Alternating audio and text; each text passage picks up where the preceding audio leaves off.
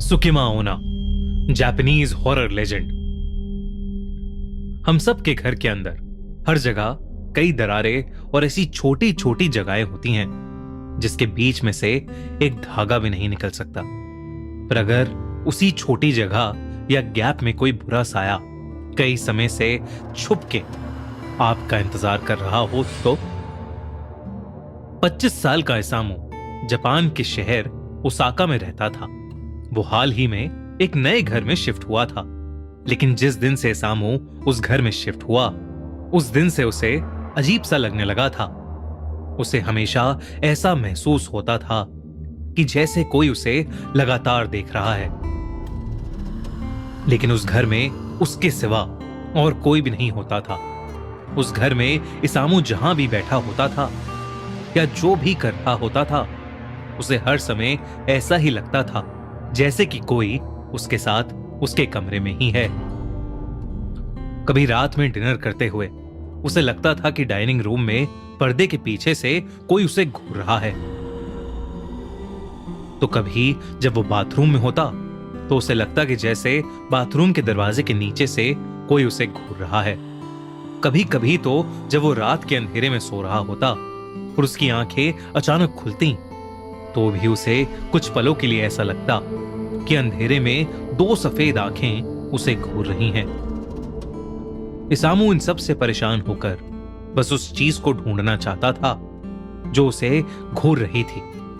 इसलिए इसामू ने घर के हर एक कोने में उस चीज की खोज करनी शुरू कर दी। वो घर के पर्दों के पीछे देखता तो उसे लगता कि कोई उसे दीवार की दरार में से घूर रहा है। वो उस दरार में देखता तो उसे ऐसा लगता कि वो चीज उसके बिस्तर के नीचे से उसे देख रही है। वो बिस्तर के नीचे देखता तो उसे लगता कि वो चीज उसके सोफे के नीचे से उसे देख रही है, पर उसे कहीं भी कुछ नहीं मिलता था।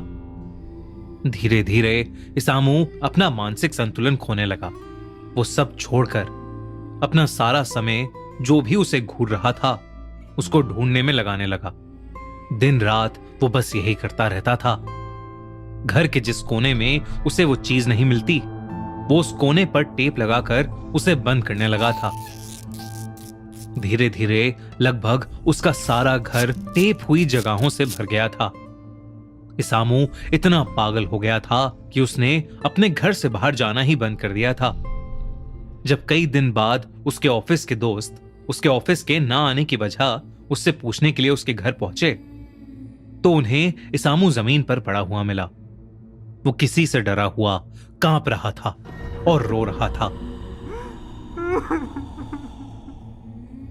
उसके ऑफिस के दोस्तों ने उसकी इस हालत की वजह पूछी तो उसने बताया कि वो घर से बाहर इसलिए नहीं निकल रहा क्योंकि वो लड़की उसे कहीं जाने नहीं दे रही है। अगर वो कहीं भी बाहर जाता है तो उस लड़की को अकेला महसूस होता है और वो बुरा मान जाती है, और अगर एक बार वो लड़की बुरा मान गई तो वो इसामू की जान भी ले सकती है।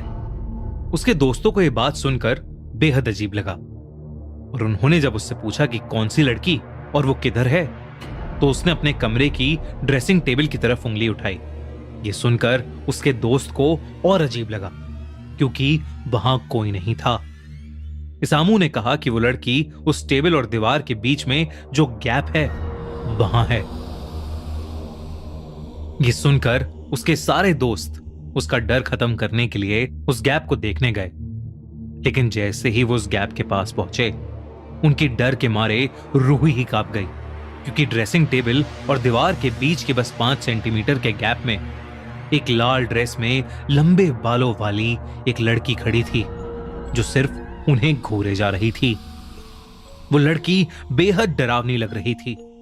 अचानक उस लड़की के हाथ उस गैप में से बाहर आए। उस लड़की के हाथों के नाखून बहुत नुकीले थे। धीरे धीरे वो उस गैप से बाहर आने लगी। ये देखते ही इसामू के सारे दोस्त बहुत ज्यादा घबरा उठे और वो इसामू को अकेला छोड़कर उसके घर से भाग गए। उस दिन के बाद से इसामू किसी को कभी नहीं दिखा।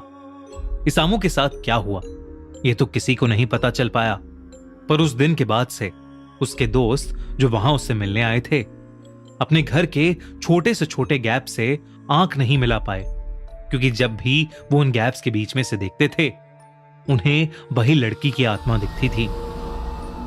कुछ महीनों बाद उसके सारे दोस्त भी हमेशा के लिए कहीं गायब हो गए।